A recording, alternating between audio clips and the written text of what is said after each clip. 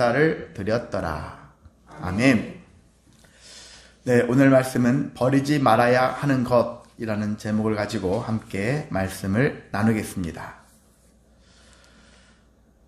목회자의 사명은 무엇일까? 목회자의 목표는 무엇일까? 생각이 들었을 때 여러 가지가 있겠지만 그 중에 하나는 제 입장에서는 특히 신앙인들이 그 무언가를 다른 것들을 의존하지 않고 의존적인 신앙에서 벗어나서 스스로 견고하게 굳게 서는 것이다 라고 생각이 듭니다.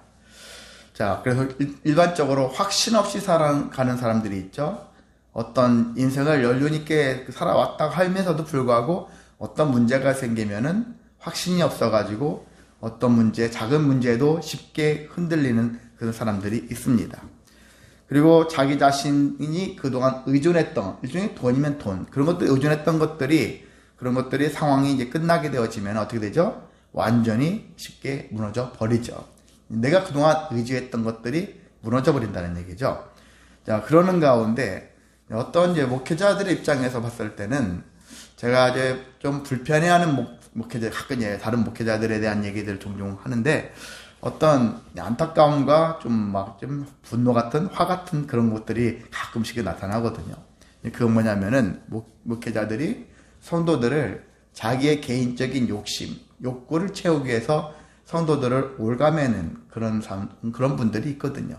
설교 내용이나 교회 안에서 일어나는 모든 현상에 대한 부분들의 흐름을 보면은 나를 위해서 존재하는 성도로 만들어간다는 얘기죠.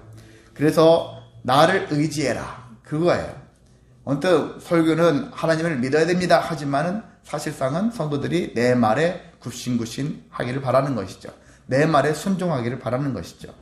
그래서 그걸 더 강력하게 자기가 뭐가 대단한 사람이 있냐? 자기를 자꾸 포장하죠.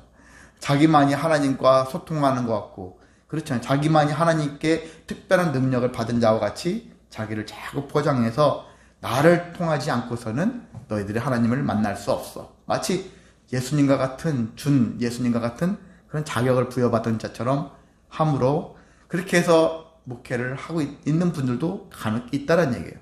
그래서 성도들 입장에서는 어떤 문제가 생기냐면은 그들은 하나님보다 예수님보다 그 목회자가 더 중요해요. 그 목회자를 유시로 해가지고 신앙생활을 하는 경우가 있다는 얘기죠. 심지어는 대형교회 이제 그런 경우가 많은데, 대형교회가 또 어떤 행사들을 펼치면, 어떤 프로그램을 하면은 지방에 있는 많은 목사들이 또 이렇게 모여가지고 거기서 행사를 또 하거든요. 무슨 집회를 하거든요. 그러면 그렇게 참여한 목사님들이, 야, 저 목사님 참 대단하다. 이렇게 해요. 그런 행사를 벌이고 지금까지 온 여정 대단할 수는 있겠죠. 그런데 나중에 그런 분들과 얘기하다 보면 어떤 일이 발생하냐면은 저 목사님에게서는 하나님 얘기가, 예수님 성령님 얘기가 안 나오고 거기에 내가 집회를 갔는데 그 목사님 참 대단해. 그 목사님 얘기만 나오는 거예요. 난 그 목사님한테 은혜를 받았어. 난 그 목사님이 나를 살리셨어. 이렇게 얘기하는 분들이 있다라는 거예요. 이건 제가 직접 들었기 때문에 지금 여러분한테 말씀을 드리는 것입니다. 제가 그런 얘기 들을 때마다, 그래요, A라는 목사님이 우리보다는요 더 목회 규모도 있고 더 체원도 많고, 그래 우리보다 더 큰 것은 맞을지는 몰라도 과연 그렇게까지 그분을 높여야 되고 그분을 막 중심으로 해야 되는 것이 맞겠느냐? 그건 아니다, 그 생각이 드는 거예요. 목회자들도 그렇게 보는데 그 교회 선도들은 어떻게 볼까? 거의 신격화 되어지는 것이죠. 그럼 뭐가 되냐면은요, 교회가 그 목사님을 중심으로 똘똘 뭉치고 단합이 잘 되고 연합된 것 같고 그렇게 보여질지 몰라도 그 내면에 들어가면은 그 목사님이 이제 은퇴를 해버렸을 때 이 교회가 어떻게 될 거냐, 그런 문제들도 존재한다는 것입니다. 그래서 뭐냐면 교인들이 더 이상 수동적인 그런 모습으로 바뀌어져요. 능동적으로 하는 것이 아니라 시키는 것만 열심히 해, 시키는 대로 해, 그냥 그런 것 가지고 계속 하기 때문에 수동적이면서 그 목사님을 의존하는 그런 모습으로 바뀌어진다는 것입니다. 결국 이게 뭡니까? 우리가 하나님이 아니라 물질 돈이나 어떤 권세나 사람을 의존하고 거기에 자기 자신을 의탁하며 살아가는 것이죠. 흔히 말해서 가스라이팅이라고 하죠. 가스라이팅 당하면서 살아가는 자들이 많아요. 무분별하게 그런 사람들이 있습니다. 그러는 건데, 그래서 성도는 분별력이 있어야 되거든요. 분별력에 있는 모습. 교인들이 내가 무엇이 옳고 그른지에 대한 부분들, 어느 정도까지는 가야 되고 어느 정도까지는 하지 말아야 되고, 내가 버려야 될 것은 뭐고 버리지 말아야 될 것은 무엇이고, 이런 것들에 대한 자기 나름대로의 자기의 이제 하나님 말씀을 쭉 보다 보면 그런 기준점이 있거든요. 사람이 다 100% 똑같을 수는 없거든요. 모두가 동일하게 버려야 될 것이 있고, 그 다음에 각 사람마다 버려야 될 것들이 있고, 그런 것처럼 그런 것들이 있으니까 공통적인 것과 또한 개별적으로 어떤 사람마다 이제 사람의 기질과 성격, 살아왔던 그런 역사가 다르니까 버려야 될 것들이 또 다를 수도 있어요. 그렇다 할지라도 이제 버려야 될 것, 근데 버리지 말아야 될 것, 이런 것들을 우리가 체득하고 있어야 된다는 것이죠. 성도는 적어도 교회를 내가 처음에는 모르겠지만 저도 10년, 20년 다녔다면은 자기 나름대로의 좋은 신앙의 그런 방법들이 형성이 되어 있어야 한다는 얘기입니다. 그래서 그 목사님이 자리가 없다 할지라도 내가 삶이 흔들리지 않는 것이죠. 견고하게 계속 여전히 세워져 있는 것이죠. 왜? 하나님을 의존하니까. 그렇다고 해서 교회에서 난 저 목사님 의존하지 않아, 목사님을 간과하고 무시하고 그런 의미는 아니에요. 존중할 땐 다 존중하지만 그렇다고 이 목사님이 사라졌다고 해서, 그렇다고 순간은 석별의 정은 있겠죠. 그렇다고 해서 내 삶이 흔들리면 안 되는 그런 수준으로 자기의 삶의 모습을 바꿔가야 한다는 것입니다. 근데 이게 생각보다 많이 안 돼 있어요. 교인들 가운데 이렇게 되어지는 경우가 정말 극소수 그런 정도밖에 없다는 얘기. 대부분 교회들을 보면은 정말 몇 분밖에 그런 분이 없고 나머지는 쉽게 흔들리고 무너지고 또 무너지는 그런 면들을 보여주고 있습니다. 그렇기 때문에 성도들도 나름대로의 목표가 있어야 되죠. 목회자들의 목표지만 같이 목표를 가져서 나는 하나님을 믿기 때문에 흔들리지 않습니다. 무너지지 않습니다. 어떠한 현상이 있을지라도 순간 영향을 받을지라도 결국은 나는 무너지진 않습니다. 이러한 믿음의 상태로 가야 하는 것입니다. 자, 본문에 있는 말씀을 들어가겠습니다. 이스라엘 백성들은 지금 여호수아가 죽었죠. 지금 죽었다 했고요. 여호수아와 함께 했던 사람들, 그게 흔히 말해서 어떤 세대를 얘기하냐면은 이 사람들은 출애굽 2세대들이에요. 2세대. 2세대들은 살아서 가나안 땅에 들어갔지 않습니까? 출애굽 2세대들이면서 가나안으로 보면 1세대들이에요. 가나안으로 보면 1세대. 1세대들인데 이 사람들이 들어가서 가나안 땅에 들어가가지고 거기서 생활을 했고, 그들이 처음에 고백한 것처럼 여호수아에게 계속 들어왔던 것처럼, 그래서 여호수아가 살아있는 동안에는 그들이 신앙생활을 나름대로 하나님을 온전히 섬기려고 나름대로 애를 썼다라는 것이 성경에 나와 있는, 증언하고 있는 바입니다. 이제 그런 상태인데, 근데 가나안 땅에 들어간 이 1세대들이 죽기 시작했잖아요. 하나 둘 자꾸 죽어요. 죽어가면서 무슨 문제가 생기냐, 이 2세대 3세대들이 나올 건데, 그런 시간이 갈수록 이런 사람들이 점점 믿음이 더 좋아지고 믿음이 더 좋은 자녀들이 나와야 되는 것 같은 그런 모습이 되어졌으면 좋겠지만은 성경은 그렇지 않다. 오히려 2세대들이 나오는데 그 2세대들의 모습들을 보니까 신앙이 형편없는 것, 형편없는 수준이 아니라 하나님께 징계를 받기에 합당한 모습으로 되어가고 있다는 것입니다. 자, 그래서 다음 세대들, 흔히 다음 세대라고 하잖아요. 요즘에 기독교에서 다음 세대를 위한, 우리가 하도 인구가 적으니까 다음 세대를 위해서, 다른 데서 목회자 청빙 같은 거 할 때 그런 조건들 보면 목사님들이 목회 철학을 하면서 다음 세대를 위해서 뭘 어떻게 할 것이냐 이런 것들도 써내라, 이런 내용도 막 있거든요. 다음 세대라는 용어가 많이 있는데, 이 다음 세대들이 어떤 모습을 하고 있느냐, 이들은 하나님에 대해서 잘 알지 못했다. 못했다는 얘기는 부모가 어떻게 보면 성실하게 자녀한테 좀 신앙교육을 하지 못했다라고도 볼 수도 있습니다. 그냥 부모는 자기 신앙으로 만족하고 자식을 통제를 못한 거죠. 자식을 잘 가르치지 못한 것이죠. 먹고 사느라 바빠서 자기만 신앙이 좋고 자식들의 신앙에 대한 부분들에 대해서 철저하게 행하지 못한 면들도 있다는 얘기죠. 또한 그러면서 이 다음 세대들은 하나님이 이스라엘을 위해서 그동안 출애굽부터 기준해도 지금까지 수십 년, 수백 년 동안 하나님이 어떻게 역사하셨는지에 대한 이런 것에 대한 일들을 알지 못했다. 하나님의 역사를 모른다는 얘기죠. 여러분이 신앙 떠나서도 우리나라에서 보면은 요즘에 학생들이 국사를 모른다는 거예요. 우리나라가 어떤 역사를 가지고, 저와 여러분 같은 경우는 그래도 나이쯤 있는 사람들은 의무적으로 예전부터 국사를, 이런 거 역사를 많이 배우면서 왔잖아요. 요즘에 애들이 선택적이에요. 그냥 자기가 그냥 골라서 내가 굳이 그걸 뭘 왜 알아야 돼? 이런 마음을 가지고 있는 것이죠. 그런 것처럼 여기 다음 세대들조차도 이 사람들도 우리는 하나님에 대해서 궁금하지도 않고 알고 싶지도 않고 당연히 하나님이 지금까지 어떻게 역사하셨는지에 대해서도 더 알고 싶은 마음도 없고 그게 나랑 뭔 상관인데 이런 마음이 되어진다는 얘기거든요. 그건 조상 때의 일이지 지금 나는 그걸 굳이 알 필요가 없어. 왜 그럴까요? 왜 그런 마음이 들을까요? 가나안 땅은 무슨 땅이죠? 그렇죠. 젖과 꿀이 흐른다는 무슨 의미죠? 예, 잘 먹고 잘 산다. 풍요로운 땅이라 이거죠. 풍요를 알았어요. 이집트에서는 종으로 살면서 노역을 하면서 살았고 광야 40년 동안에는 계속 여기저기 다니면서 먹을 거 이런 것들이 물론 하나님께서 만나를 주셨지만 제한적인 인생을 살았다가 가나안 땅에 들어갔더니 젖과 꿀이 흐르는 그런 땅에서 풍성한 은혜를 체험하는 거야. 그러면 감사하다 해야 되는데 그게 아니라 당연한 거지. 이렇게 되어지는 것이죠.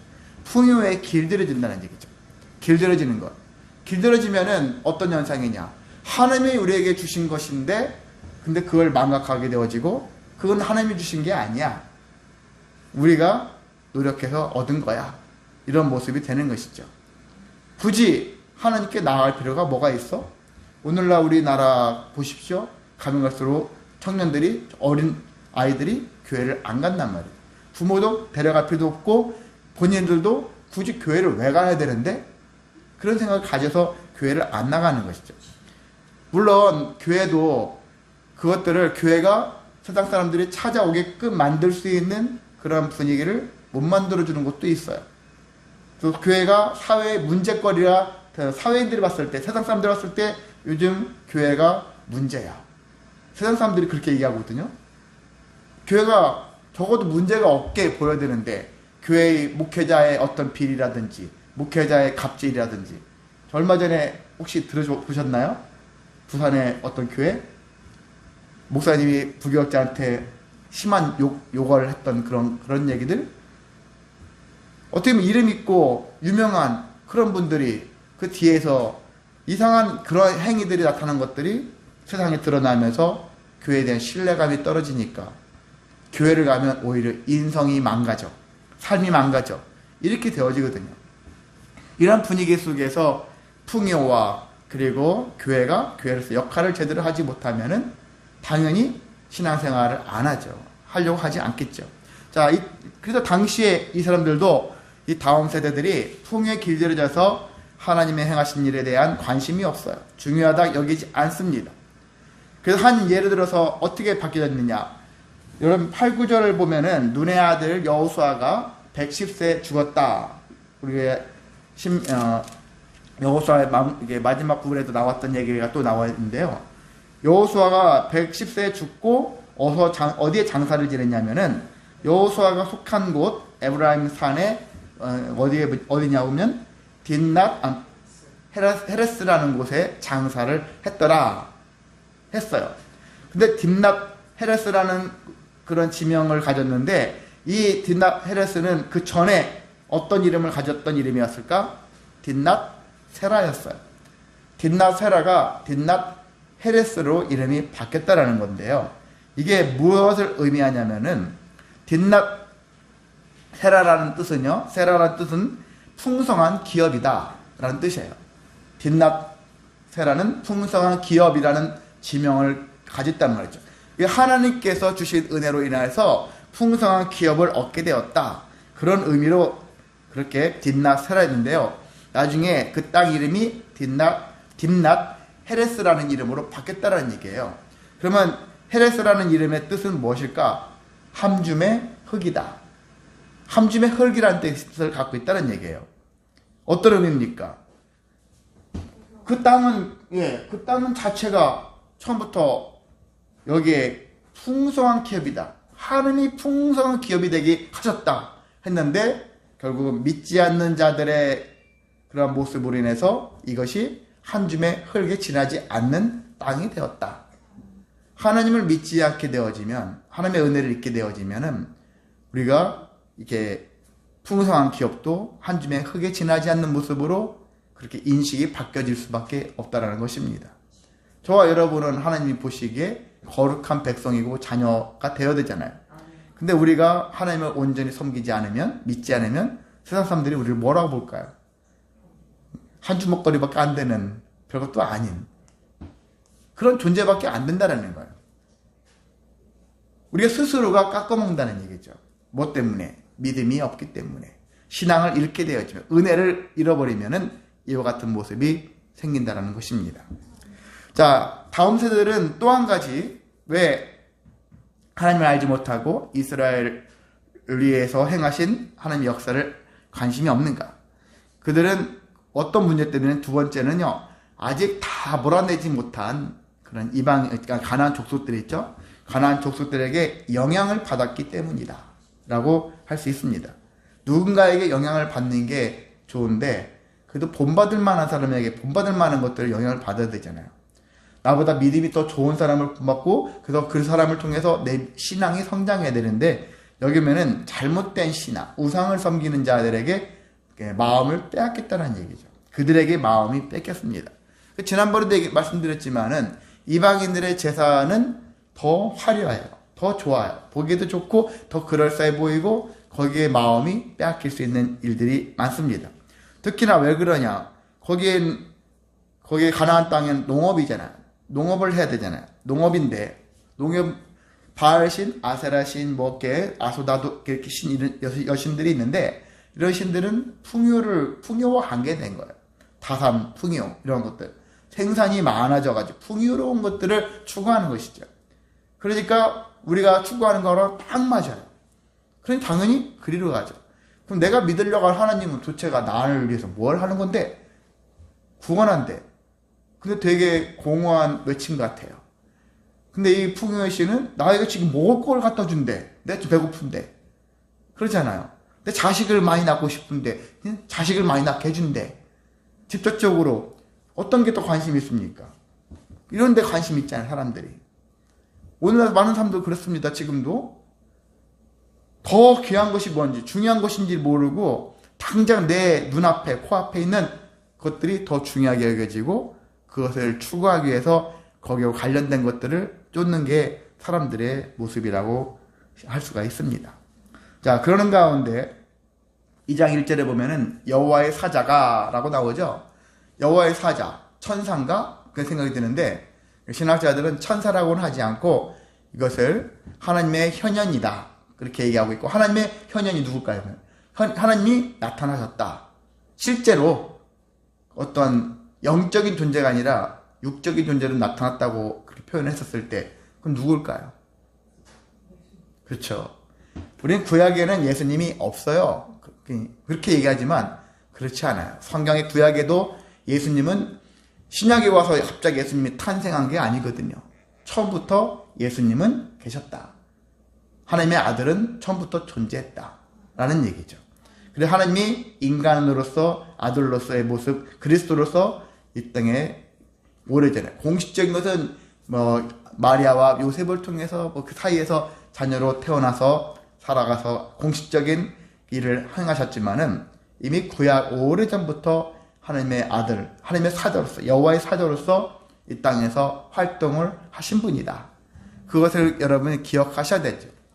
안 하면은 이상하게 성경이 이상한 흐름으로 갈 수가 있는 것입니다. 자, 여호와의 사자가 길갈이라는 곳에서부터 복임에 올라와서 이스라엘 사람들에게 책망하는 이야기를 지금 이제 성경에서 하고 있습니다.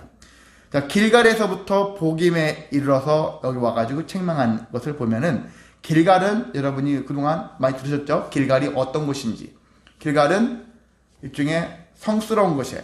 거룩한 곳이에요. 성막이 있으면서 성전이 있는 곳이죠. 그래서 여리고성 근처에 있는 성읍이 길갈인데, 이곳에서 신앙의 센터라고 할 수 있죠. 이곳을 중심으로 사우디에는 이슬람의 메카가 있어요. 그래서 1년에 한 번 이상은 사람들이 거기에 가서 막 어떤 행사하는 것을 중요하게 여기죠. 마찬가지로 당시에 여기가 길갈이 그들에게 신앙의 메카라고도 할 수 있는 부분이기도 하죠. 신앙의 센터예요. 그래서 그러니까 거기서부터 여호와의 사자가 딱 출발을 해서 어떤 지역으로 가는데, 그 지역이 복임이었더라. 근데 복임이라는 뜻은 이따가 나올 겁니다. 자, 복임이라는 곳에 이르렀는데, 거기서 이스라엘 백성들에게 책망을 하는 이야기가 있죠. 그러면서 뭐라고 합니까? 하나님이 하신 일에 대한 얘기를 하죠. 내가 출애굽에서 너희 조상들에게 맹세한 땅, 이 가나안 땅에 들어가게 했고, 그리고 함께 그 언약을 내가 너희들에게 들어가게 하겠노라 했던 언약을 내가 계속 지켜가지고 여기까지 너희들이 오게 되었다. 나는 언약을 어기지 않았다. 나는 너희들에게 할 만큼 다 했다는 얘기죠. 할 만큼 다 했는데, 근데 너희들을 봐라. 너희들은 내가 하지 말라고 하는 짓을 얼마나 많이 했는지. 그러면서 이 땅의 주민들과 언약을 맺지 말라고 했음에도 불구하고 언약을 맺었고, 그들의 제단을 헐라고 했는데도 불구하고 그 제단을 헐지 않았고, 그들의 목소리를 내 목소리를 듣지 않았다. 내 명령을 듣지 않았다. 그러면서 너희는 어찌하여 그랬느냐? 그러면서 책망을 하죠. 이제 그렇게 책망하면서 너희들이 그렇게 했기 때문에 너희들에게 어떤 현상이 발생할 것이냐? 아직 다 쫓아내지 않았던 그 사람들은 계속해서 그들이 존재해서 너희들에게 어떤 모습으로 옆구리의 가시처럼, 그리고 너에게 그들이 믿고 있는 그들의 신들이 너희에게 올무가 될 것이다. 옆구리의 가시와 너희들의 삶의 올무가 될 것이라는 얘기죠. 그러면서 그렇게 책망을 하면서 미래적으로 이렇게 될 것이다라는 얘기를 했습니다. 순간 백성들이 그 얘기를 들었을 때, 아이고 큰일 났네. 하나님이 진노하셨네. 그러면은 흔히 일반 사람들은 신 앞에 엎드리겠죠. 엎드리면서, 근데 여기 보니까 울었더라. 그렇게 울었더라.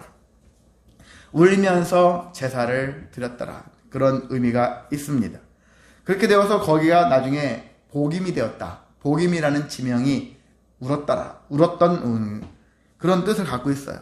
우는 자들이라는 뜻을 갖고 있어요. 복임이라는 이름이. 그래서 성도들이 교회도 오면은 울기도 하잖아요. 사람들이 울고 또 울고. 우는 것은 효과가 꽤 있어요. 남녀가 있을 때 여자들이 참 가장 중요하게 핵심되는 무기가 우는 거죠. 여자가 울면 남자들이 어쩔 줄을 몰라요. 여자가 잘못해놓고 자기 잘못해놓고서도 막 울어버린 여자가 있거든요. 그 남자들이 참 어이없으면서도 그 눈물 앞에서 남자들이 함부로 못하는 그런 것들도 있을 정도로 눈물이 많은 것들을 영향을 끼치거든요. 어떻게 보면 하나님도 그러한 인간의 눈물에 약하신 것 같기도 합니다. 그래서 이 백성들이 울었었을 때 하나님께서 어떻게 하십니까? 그 소리를 듣고 때론 불쌍하게 여기기도 하신다는 얘기죠. 하나님의 속았다라는 개념보다는 그래도 그때마다 그래도 하나님께서 완전히 내 자식 아니야, 호적에서 파버릴 거야 하면 더 이상 할 그런 얘기 아니지만 여전히 사랑하는 마음이 있기 때문에 그래서 속아 주신다는 얘기죠. 그래서 이번 한 번 더 속아 주마, 그렇게 하실 수 있겠죠. 자, 어찌됐든 간에 하나님께서 울부짖는 그들을 위해서 누구를 준비하실까요? 누구를? 우리가 지금 어디를 공부하고 있어요? 사사기니까 누구를 준비하십니까? 사사를 준비하신다는 얘기죠. 사사를 준비하셨는데, 사사라는 것은 백성들이 우리 이 사람을 사사로 세우고 싶어요 해가지고 세워지는 게 아니에요. 간택한다 하죠. 세우시는 것은 하나님이 세우시는 거예요. 백성들의 합의를 봐가지고 선출해서 뽑아내는 게 아니란 말이죠. 사사들은 백성의 간택에 의해서 뽑히는 것이 아니라 하나님의 필요에 따라서 내가 누군가를 세워서 그를 통해서 이 지파를 구출해야 되겠다. 구원해야 되겠다. 하나님의 계획에 따라서 세운다는 얘기죠. 그래서 그때마다 성령의 감동이 있다는 얘기죠. 어떤 사람이 성령의 감동을 받고 성령의 감동에 따라서 사사 역할을 합니다. 그래서 개인적인 그런 측면이 많다는 얘기죠. 사사기 보면은 하나님의 영이 임해서 그런 표현들도 많이 만날 수가 있어요. 그런 것처럼 하나님의 영을 통해 가지고 세움을 받고요. 또한 급박한 상황에 처한 이스라엘, 갑자기 어떤 지파의 다른 족속들이 쳐들어올 수 있잖아. 그렇게 급박한 상황에 들어왔었을 때 그들을 구원할 수 있는 그런 능력자를 세워가고 있습니다. 대체적으로는 군대, 전투, 이런 전쟁 관련 것의 일에 어떤 일에 통솔할 수 있는 능력, 군대 지휘자 같은 그런 일들로 사람들을 세우는 경우가 많습니다. 자, 이 사람들은 일종의 국지적이에요. 국지적인 것은 어떤 한 지역 전체를 막 이렇게 다스리고 하는 그런 개념보다는 한 지파를 구원해주는 그런 역할들을 많이 하고 있고요. 그리고 단회적이에요. 뭐 대를 이어서 몇 번에 막 이렇게 세습하듯이 아니면 몇십 년에 걸쳐가지고 하든지 그게 아니라 단회적인 그런 사건을 해결하는 임무를 맡는 일들이 많고요. 그리고 주로 자기 지파를 구원하는 일에 쓰임을 받는 일들이 많기 때문에 그래서 A 지파에서 발생하고 B 지파에도 발생할 수 있어서 동시대 여러 명이 한꺼번에 사사가 발생할 수 있다는 얘기죠. 그러한 여러 가지 특성들이 있어요. 성경에서는 이 사사를 누구라고 표현하기도 하느냐? 구원자이기도 하다. 구원자로도 표현도 합니다. 어떻게 보면 이스라엘 나중에 후에 예수님, 메시아, 그리스도 다 구원자잖아요. 하나님은 구시야, 메시아다. 이런 개념으로. 그래서 하나님의 대리자를 세워가지고 이렇게 하나님이 구원하신다. 라는 것으로 이해를 할 수가 있는 것입니다. 자, 이렇게 하셨는데, 자, 해결을 받으면 어떻게 되죠? 화장실 가기 전과 갔다 온 다음에 사람들의 마음은 다르다라고 하는 것처럼 이들이 일단 구원을 받으면 처음에는 아이고 이제 이 위협이 지나갔으니까 다행이다 했지만 그걸로 끝나는 것이 아니라 이제 문제 해결됐으니까 야 우리가 정신 차리고 정말 제대로 신앙생활하자. 하나님이 원하시는 대로 살자. 이래야 되는데 그렇지 않다는 것이죠. 사사기는 그런 면들의 되풀이라고 했지 않습니까? 마찬가지로 여기에 계속 그런 과정을 가지고 있는데 사사들이 죽은 후에는 이스라엘 백성들이 오히려 더 악독해진다는 거예요. 더 악독해져, 더 타락해가지고 더 폐역의 길로 가게 되어져서 하나님보다 다른 우상 숭배를 더 많이 했다라는 것을 성경에서 계속해서 이야기를 하고 있습니다. 자, 그렇게 하니까 하나님께서는 그래, 내가 보니까 너희들 안 되겠다. 어떻게 보면 처음 계획은 남아있는 일부 족속들을 너희들이 정착하면서 점점 다 밀어내서 정말 너희들만 순수한 너희들만 살게끔 해주고 싶은 게 하나님의 뜻이었는데 하나님께서 나중에 뭐라 하냐면은 안 되겠다. 내가 정말 저기 가나안 족속들 일부를 쫓아내지 못하게 아예 그냥 해서 너희들의 옆구리에 가시가 되게 만들어야 되겠다. 계속 자극받게.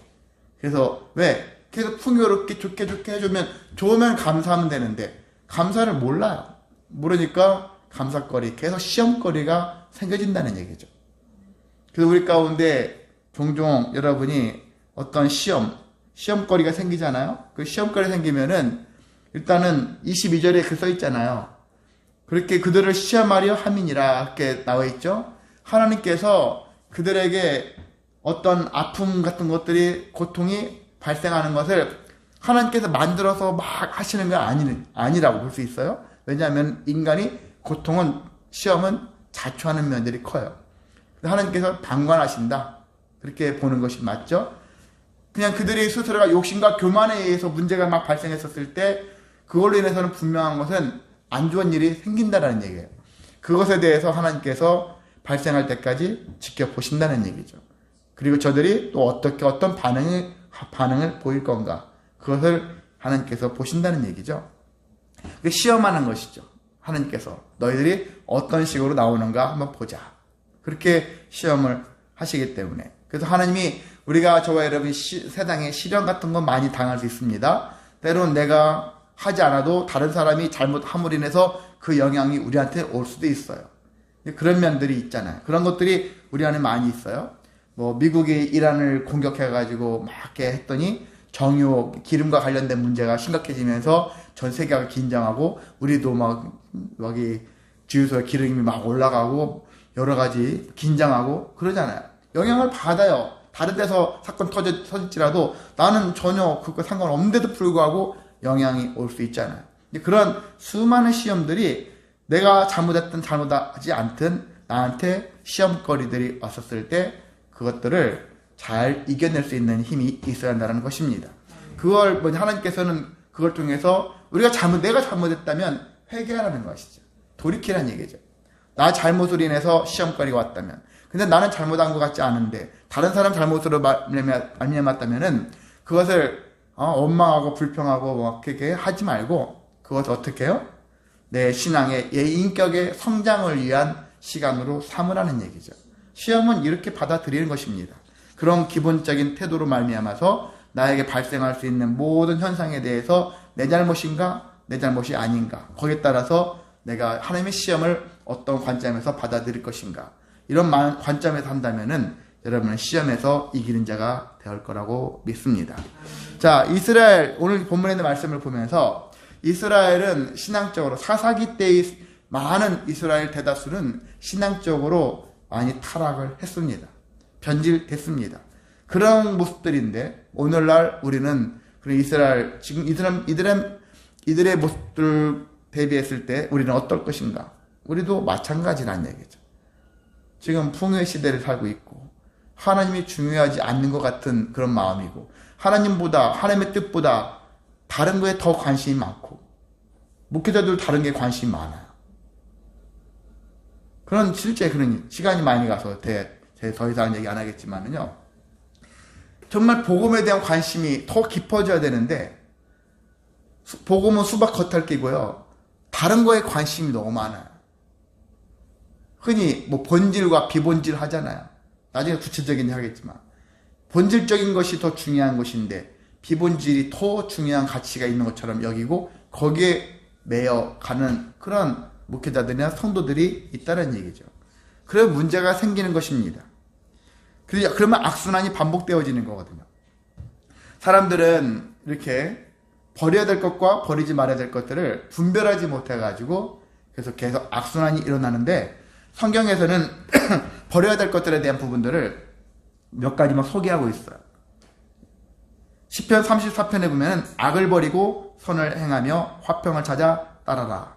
잠언 9장 6절에는 어리석음을 버려라. 그래야 생명을 얻는다. 에베소서 4장 22절에 보면은 유혹의 욕심을 따라 썩어져가는 구습을 따르는 옛사람을 버려라. 그리고 디모데전서 4장에는 망령되고 허탄한 신화를 버려라. 경건에 이르도록 내 자신을 연단해라. 데살로니가전서 5장에는 악은 어떤 모양이라도 버려라. 성경에 버려라고 이렇게 강조하는 것들이 있거든요. 우리가 이런 것들을 버려야 되는데 자꾸 우리가 이런 것들을 틈만 나면 주워 모으는 경우가 있어요. 자꾸 이것으로 나의 삶을 이런 걸로 채워가려고 하는 우리의 모습들이 있다는 얘기죠. 어떨 때요? 하나님에 대한 믿음이 식어질 때. 하나님 말씀대로 살지 않을 때 나도 모르게 나의 삶을 돌아보면 버려라 하는 것들을 내가 모으고 있어요. 못 버리지. 버리려고 했다가 못 버려. 여러분도 옷 버리려고 했다가 얼마나 아까워서 못 버리고 그거 같이 나중에도 안 입을 건데 결국은 안 입을 건데 못 버리고 그러잖아요. 그런 것처럼 우리가 이렇게 버리라 하는 것들을 버리지 않고 이런 것들을 계속 나중에 언젠가 쓸 마음이 있는지는 몰라도 안 버리기 때문에 문제가 발생한다는 것입니다. 그리고 회개를 한다면은 진정한 회개를 해라. 이스라엘 백성들이 복임이 무슨 뜻입니까? 복임? 우는 자들, 우는 사람들 있죠. 교회 안에서 정말 많은 사람이 울기도 하잖아요. 근데 그 울음의 의미는 뭘까? 기뻐서 울면 감사하지만 안타까워서 슬퍼서 괴로워서 막 울잖아요. 근데 우는 걸로 끝나면 안 된다는 얘기죠. 울었다는 얘기는 내가 우는 걸로만 끝나면 안 되고, 내가 울면서 무엇 때문에 내 삶에 우는 일들이 생겼을까? 돌아보라는 얘기죠. 내가 잘못 때문에 발생했다면은 정말 회개하고 그 길에서 벗어나야지. 이런 결단에 이르기까지 가야 되고, 두 번 다시 그 길로 가지 않기 위해서 몸부림쳐야 되겠죠. 이런 자세가 있어야 되는데, 사람들은 교회 와서 울기는 울어요. 근데 교회 문 나가면은 전하고 똑같아요. 살아가는 방식이 똑같아요. 이게 문제라는 얘기죠. 그러면 결국 어떤 사람 되냐? 복임 사람이 되는 거예요. 복임. 우는 사람들처럼 똑같이 되어지는 거예요. 복임 사람들, 우는 사람들. 우리도 복임이다. 우는 사람들이다. 라고밖에 할 수 없는 것이죠. 우리는 거기서 좀 더 뛰어난 인생을 살아가기를 원합니다. 울고 구원을 받고 다시 돌아와서 또 잘못을 범하면서 또 울고 이렇게 이걸 반복하는 인생에서 벗어나서 가끔 성도들 보면 그런 분들을 가끔 만날 수 있잖아요. 교회 와서는 정말 오지게 울어요. 근데 나가면 아무렇지도 않고 변함없이 똑같이 살아가는 그런 모습들. 그냥 누구만이 아니라 곧 우리 모두의 모습이 아닐까 그 생각을 해봅니다. 우리가 진정한 삶의 변화를 이루기 위해서 힘쓰시기를 원합니다. 그래야지 하나님의 복에 우리에게 그것이 진정한 복이 되어지고 그게 하나님께 영광 돌리며 살아가는 삶이 되어질 수 있고요. 그게 진짜 형통의 삶이라고 할 수가 있습니다. 그런 것처럼 어떤 세상에 그 다른 무언가 좋아 보여서 거기에 의존하지 마시고 거기를 의지하지 마시고 수동적으로 움직이지 마시고 여러분 하나님과 더불어서 화평을 이루면서 관계를 잘 행하심으로 인해서 스스로 견고하게 세워져가는 저와 여러분 되시기를 주님의 이름으로 소망하고 축복합니다. 아멘. 사랑 많으신 하나님 감사를 드립니다. 믿음 생활하면서 세상 가운데